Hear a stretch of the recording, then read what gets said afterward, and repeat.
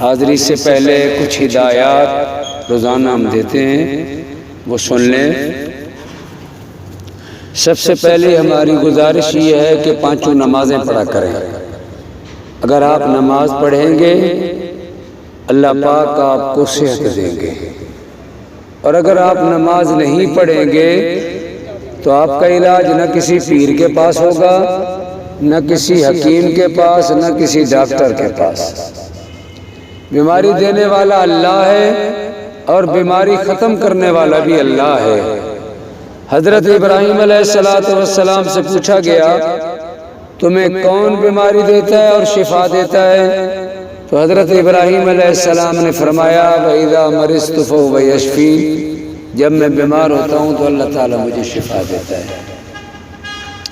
نماز فرض ہے، کوشش تو کریں کہ 9 نمازیں پڑھیں، اور اگر آپ 9 نمازیں نہیں پڑھ سکتے تو 5 نمازیں تو پڑھیں، یہ تو فرض ہیں۔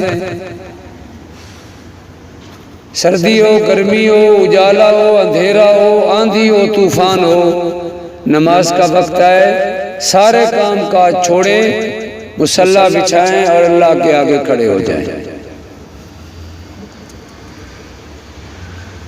اگر آپ نماز پڑھتے ہیں تو کل قیامت کے دن آپ کو اعمال نامہ دائیں ہاتھ میں ملے گا، اور خوشی خوشی لوگوں کو دکھاتا پھرے گا یہ میرا اعمال نامہ ہے، اس میں نمازیں ہیں، اس میں روزے ہیں، اس میں حج ہیں، اس میں زکاتیں ہیں، اس میں میں نے جتنی نیکیاں کی تھیں ساری لکھی ہوئی ہیں، اور ایک ایک کو دکھائے گا۔ قرآن مجید میں اللہ پاک نے فرمایا، نعرے لگائے گا ہاؤم اقرؤوا کتابیہ انی ظننت انی ملاق حسابیہ۔ اور اگر نماز نہیں ہوگی اعمال نامہ بائیں ہاتھ میں ملے گا، وہ بھی پشت کے پیچھے، روئے گا لیکن اس دن رونا کام نہیں آئے گا۔ اس لیے نماز پڑھیں۔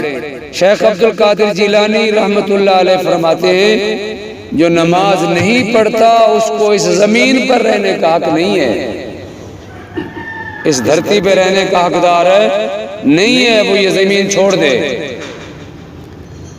سلطان بہو رحمت اللہ علیہ فرماتے ہیں اگر کوئی شخص نماز نہیں پڑھتا اور مر جائے اسے مسلمانوں کے قبرستان میں دفن نہ کریں۔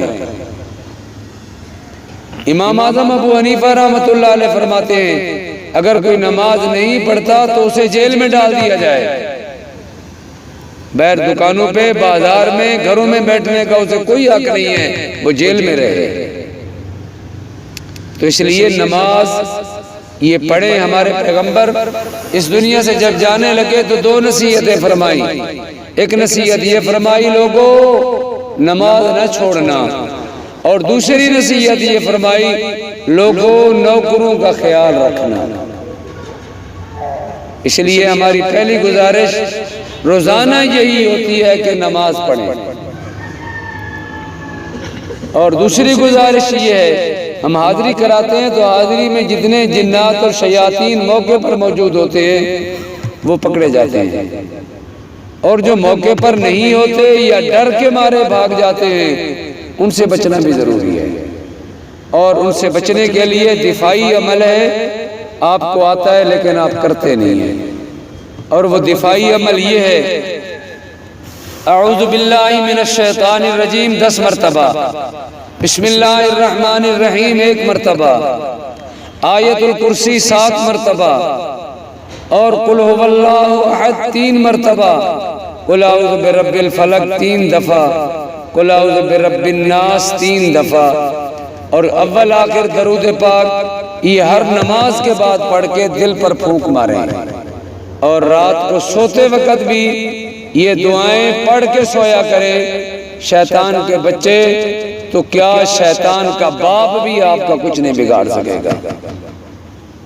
یہ دفاعی عمل آپ کو آتا ہے لیکن آپ کرتے نہیں ہیں۔